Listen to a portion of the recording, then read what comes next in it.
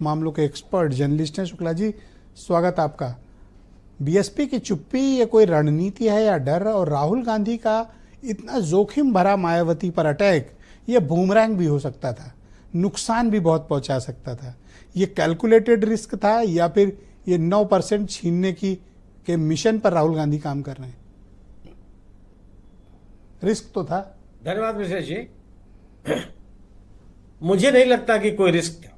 मुझे लगता है कि राहुल गांधी जो गैर भाजपा मतदाताओं को एकत्रित करने की कोशिश में लगे हुए हैं, उस प्रयास का एक अंग है। दलित मतदाता मैं व्यक्तिगत तौर पर भी मानता हूं कि दलितों के बीच की सर्वाधिक सम्मानित नेता मायावती जी है। लेकिन मायावती जी की हाल की जो गतिविधियां रही हैं, उससे उनके मतदाताओं को निराशा हाथ लगी। सवाल इस बात का है कि मायावती जी ने अपने मतदाताओं को किस बिना पे तैयार किया? सामाजिक सशक्तिकरण के लिए तैयार किया, सामाजिक सम्मान के लिए तैयार किया, सामाजिक ताकत देने के लिए तैयार किया, या हिंदुत्व के रास्ते पर ले जाने के लिए तैयार किया? और अगर हिंदुत्व के रास्ते पर ले जाने की अगर कोई कोशिश चल रही थी, तो उन कोशिशों के खिलाफ मायावती जी कहां खड़ी हुई? आप ये देखिए कि हिंदुत्व को लेकर के, आक्रामक हिंदुत्व को लेकर के अंबेडकर तक ने इसका विरोध किया। अंबेडकर जी ने भी जनसंघ और भारतीय जनता पार्टी का सही, मैंने उसके जमाने तो थे ही नहीं, लेकिन कोई समर्थन लेने में उन्होंने कोई हिचक नहीं दिखाई। मायावती जी भी बीजेपी के साथ 3 वर्ष सत्ता में है, लेकिन जो उनका समर्थक वर्ग है, वो जब आक्रामक हिंदुत्व के चपेट में आया तो उसके साथ जाने के लिए तैयार नहीं हो, क्योंकि उसको कुछ मिलाना नहीं।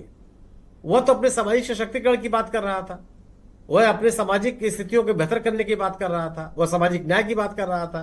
और लेकिन हर दलित तो सनातनी है और उसे गर्व है अपने पे।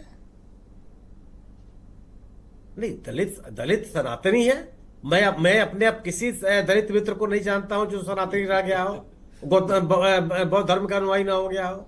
सर, अगर बौद्ध धर्म ज्वाइन करेंगे तो फिर रिजर्वेशन नहीं मिलेगा सर? नहीं, वो सवाल अलग है। रिजर्वेशन का सवाल, अच्छा, टेक्निकली बात अलग। मैं मतलब धर्म सनातन की बात आप कर रहे हैं। मैं जिस सनातन की बात आप कर रहे हैं, मैं उसकी बात कर रहा हूं।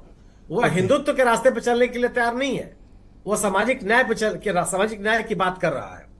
और मायावती जी के साथ क्या है? मायावती जी के साथ दो दलित मतदाता हो तो निराशा हाथ लगी है। इसलिए लगी कि जिन मुद्दों पर मायावती जी को खड़ा होना चाहिए था, उन मुद्दों पर नहीं खड़ी हुई।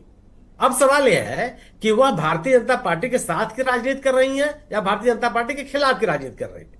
आज देश में 2 ही राजनीति है, और अगर आप भारतीय जनता पार्टी के साथ की राजनीति कर रही हैं, आप उनके साथ दिखाई पड़ी है। क्या राहुल गांधी की कोशिश ये दलित वोट बैंक को, तो निश्चित रूप से आपको उन ताकतों के साथ आना होगा। क्या ये 9% का जो वोट शेयर है, शुक्ला जी, 9% का जो वोट शेयर यूपी में बचा है, क्या राहुल गांधी उसे अपनी ओर आकर्षित करने की कोशिश कर रहे हैं? स्वाभाविक सी बात है, ये बिल्कुल स्वाभाविक सी बात है कि अपनी तरफ आकर्षित करने की कोशिश कर रहे हैं वो। और इंडिया दल समूह यानी कि समाजवादी पार्टी और इंडिया वामपंथी दलों और कांग्रेस के गठबंधन को अगर दलित समुदाय ने वोट दिया है, तो उसमें कांग्रेस की बड़ी भूमिका है। कांग्रेस की उपस्थिति ने इस वर्ग को विश्वसनीयता दी है। दलितों का एक बड़ा समूह उत्तर प्रदेश में रहा है, लेकिन कांग्रेस की उपस्थिति ने समाजवादी पार्टी की सक्रियता को, स्वीकृति को बढ़ाया है।